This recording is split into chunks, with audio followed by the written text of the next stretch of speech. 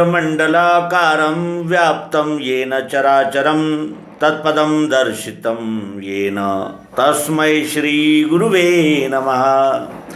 अज्ञानान्धस्य लोकस्य ज्ञानाञ्जनशलाकया चक्षुरुन्मीलितं येन तस्मै श्री गुरुवे नमः।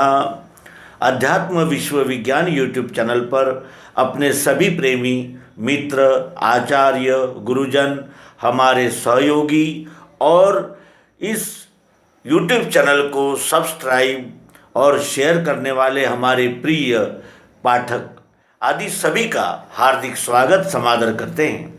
मित्रों, हम अध्यात्म विज्ञानमय जीवन दर्शन नामक स्वामी श्री जीवनानंद जी चैतन्य इनके लेख संग्रह का अभ्यास कर रहे हैं। इस लेख संग्रह में जीवात्मा और वासना का स्वरूप इस शीर्षक से स्वामी जी का एक लेख प्रकाशित हुआ है। आइए उस लेख का अवलंबन करें, अवलोकन करें, निरीक्षण करें, परीक्षण करें और उससे हमारी वृत्तियों का तादात्म्य किस तरह होता है और उसमें से कौन सा सत्य निकल कर आता है जो हमें यानी प्रगति के लिए प्रेरित करता है, इसका हम अवलोकन करेंगे। जीवात्मा और वासना का स्वरूप। विश्वरूप परमात्मा की क्षर प्रकृति के अखंड मंडलाकार घूमते हुए स्वयंभू परिभ्रमण गति में सत रज तम तीनों गुणों का दृश्य अनादिकाल से प्रत्यक्ष दिखता है। प्रकृति से हुए पार्थ गुण सत्व रजो तमो अविनाशी आत्मा को वे करे बंधन देह में। यह गीता के 14वें अध्याय का 5वां श्लोक है। जीवात्मा में विश्वरूप परमात्मा की प्रकृति से आए हुए सत रज तम गुणों की इच्छा का नाम वासना है। जीव आत्मा का भी प्रकृति से अर्थात मूल माया से उद्भव हुआ है। मम माया संभव संसारा जीव चराचर विविध प्रकारा। मेरी योनि महत ब्रह्म वहाँ गर्भ मैंने दिया, उससे सब भूतों की होवे उत्पत्ति भारत। यह 14वें अध्याय का 3रा श्लोक यहाँ उद्धृत करते हुए स्वामी जी कहते हैं कि उपरोक्त गीता रामायण में कहे सिद्धांत के अनुसार जीव विश्वरूप परमात्मा का ही अंश है। भक्ति का संबंध गुण वृद्धि से नहीं, गुण शुद्धि से है। गुणों में निर्मल, शुद्ध, निर्विकार और मलिन, अशुद्ध, सविकार दोनों प्रकार की बाह्य वातावरण के संग दोष से प्रभाव सदैव होते रहते हैं।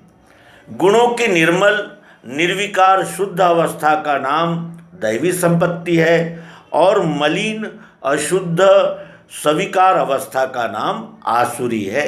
ढका है ज्ञान माया से आसुरी वृत्ति हो चुकी, नराधम दुराचारी मूढ़ मुझको नहीं भजे। यह 7वें अध्याय का 15वां श्लोक। और दैवी स्वभाव वाले जो महात्मा पार्थ वे मुझे अनन्य भाव से सेवे आदि अव्यय जान के। यह 9वें अध्याय का 13वां श्लोक यहाँ उद्धृत किया है। और आगे कहते हैं कि महाभारत ग्रंथ में गुण विकार की मलिन वासना का इतिहास मिलता है।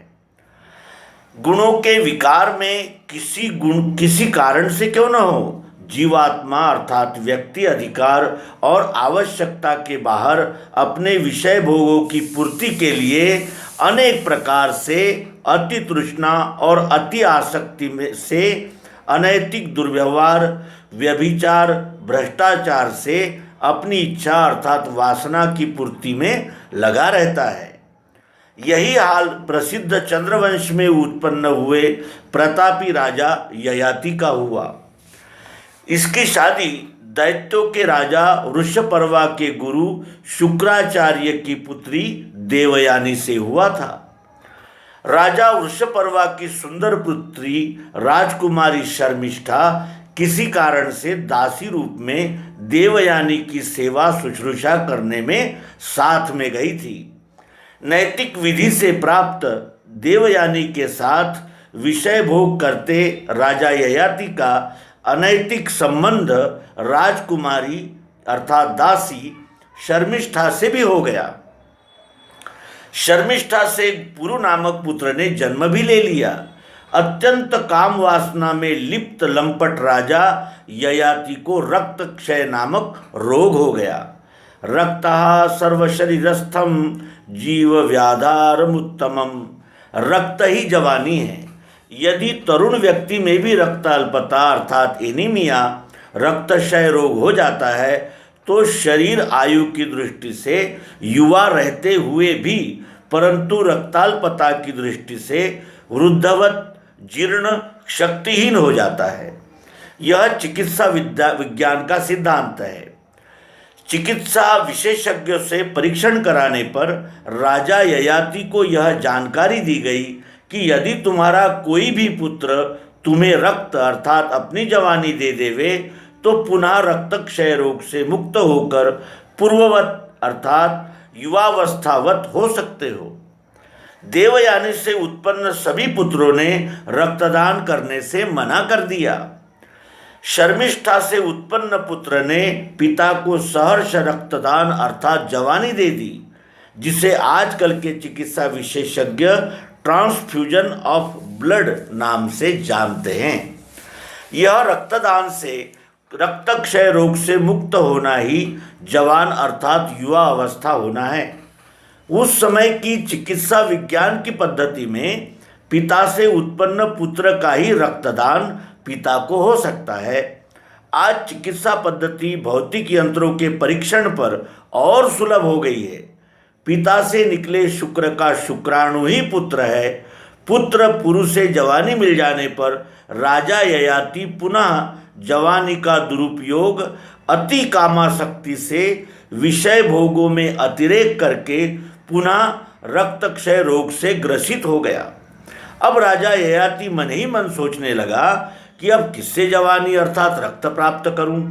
बहुत विचार करने पर राजा ययाति ने विवेक बुद्धि से यह निश्चय किया, यत् पृथ्व्यां वृत्यं हिरण्यं पशवः स्त्रियाम् एकस्यापि न पर्याप्तं तस्मात् वासना परित्यज्येत। यह महाभारत के आदि पर्व के 12वें खंड का श्लोक है।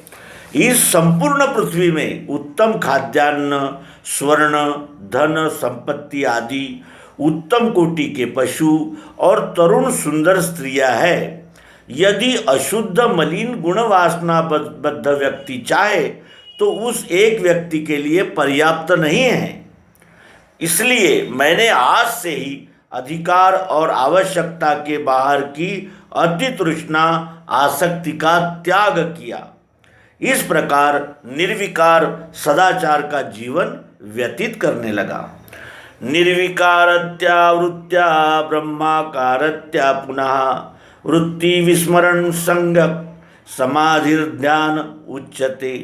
यह श्लोक उद्धृत करते हुए स्वामी जी कहते हैं कि शरीर, इंद्रियां, मन, बुद्धि की गुणात्मक वृत्तियों का निर्विकार हो जाना ही ब्रह्माकार हो जाना है।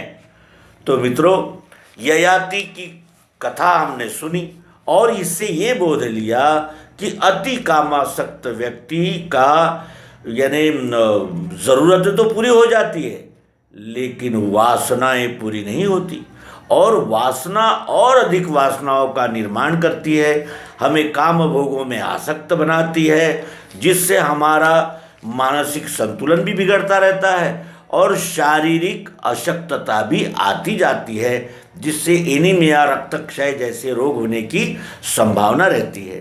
भोगों को भी हमने आवश्यकता के अनुसार और अपने अधिकार के अनुसार ही भोगना चाहिए, यह सिद्धांत यह लेख प्रतिपादित करता है।